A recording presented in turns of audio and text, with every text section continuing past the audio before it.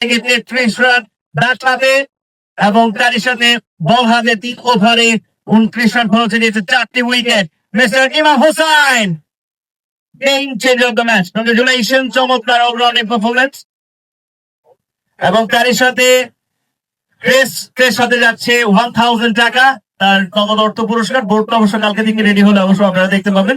So এবার অভিনন্দন জানাচ্ছি আপনাকে। এবং প্লেয়ার অফ দ্য ম্যাচ 37 বল থেকে ৮০ রানের অনবরত অপরাজিত ইনিংস রোমান